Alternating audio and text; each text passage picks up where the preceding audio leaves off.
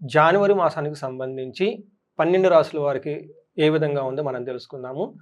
ఈ జనవరి మంత్ వచ్చేటప్పటికి చాలా విశిష్టత కలిగిన మంత్ అని మనం చెప్పుకోవాలి. ఎందుకంటే ఇది 2026 సంవత్సరంలో ఫస్ట్ మంత్. ఈ 2026 సంవత్సరానికి ఒక విశిష్టత ఉంది. అది అందరికీ తెలిసే ఉంటుంది. ఈ సంవత్సరంలో ప్రతి ఒక్కళ్ళకి నాయకత్వ లక్షణాలు ఎక్కువగా ఉంటుంది. రిస్క్ టేకింగ్ కేపబిలిటీస్ ప్రతి ఒక్కళ్ళకి చాలా ఎక్కువగా ఉంటుంది. ప్రతి ఒక్కళ్ళు ఈ 2026లో ఒక మెట్టు ఉన్నతంగా ఎదగటానికి కావాల్సిన అవకాశాలు వాళ్ళంతా వాళ్ళు సృష్టించుకోగలిగే రిస్క్, కేపబిలిటీ, తర్వాత ఒక పాజిటివ్ ఎనర్జీ ఫ్లో అనేది అందరికి ఉంటుంది. ఇలాంటి ఈ సంవత్సరంలో ఫస్ట్ మంత్ అయిన జనవరి 2026లో ఎలా ఉందో మనం తెలుసుకుందాం. 12 రాసుల వారికి డీటెయిల్డ్గా ప్రతి రాశి ఎలా ఉందో మనం తెలుసుకుందాం. నమస్తే.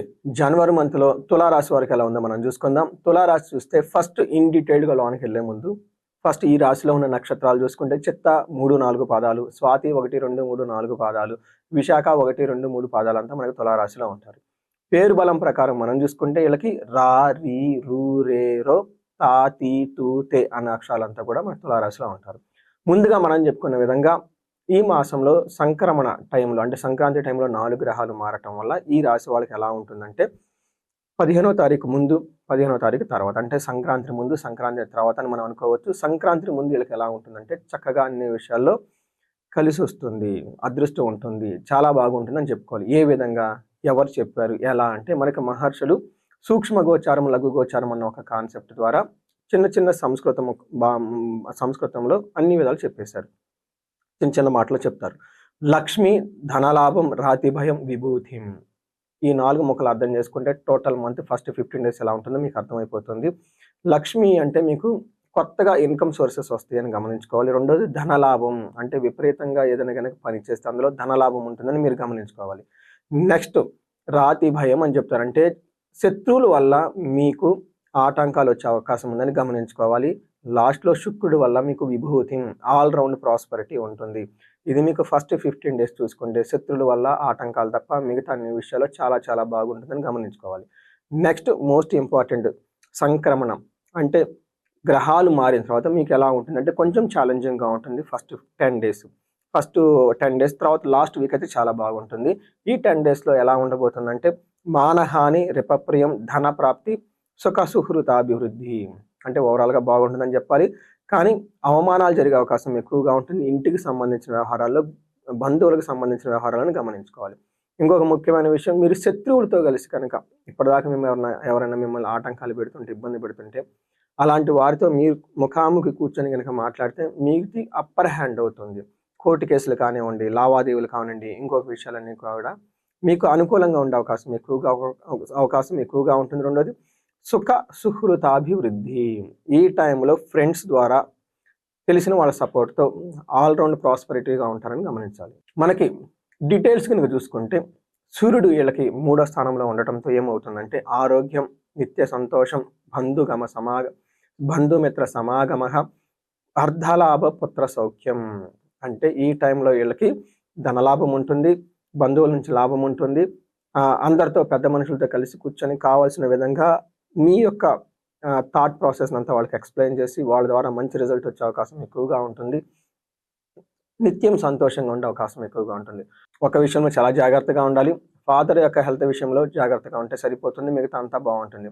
అదేవిధంగా సూర్యుడు వీళ్ళకి 10వ స్థానంలో ఉండటంతో, 4వ ఇంట్లో ఉండటంతో 15th తర్వాత ఏమవుతుందంటే ప్రొఫెషనల్ మ్యాటర్స్లో చాలా యాక్టివ్గా ఉంటారు. ప్రమోషన్స్ వస్తుంది, బాస్తో అన్ని విషయాలు మాట్లాడతారు. అడిగిన పనులన్నీ చక్కగా మీకు ఫేవరల్గా వచ్చే అవకాశం ఎక్కువగా ఉంటుంది. ఈ టైంలో అప్రైజల్స్, హెచ్ఆర్ టీంని కానివ్వండి, ఇంకొక టీంని కానీ కలిసి మీ యొక్క అప్రైజల్ సిస్టమ్ వాళ్ళ ముందు పెడితే మీకు అనుకూలంగా వచ్చే అవకాశం చాలా ఎక్కువగా ఉంటుంది.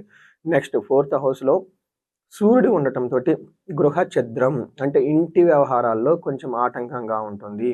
సౌఖ్య హాని, అప్పటిదాకా కంఫర్టబుల్గా లగ్జరీగా ఏదైనా వెహికల్ కానివ్వండి, ఇంటి కానీ ఏసీలు కానీ ఏమన్నా ఉంటే ఈ టైంలో అవి పని చేయక మీకు ఇబ్బంది పెట్టే అవకాశం ఎక్కువ ఉంటుంది. ప్రయాణాలు చేస్తే ప్రయాణాల్లో కొంచెం జాగ్రత్తలు అవసరం అని గమనించుకోవాలి.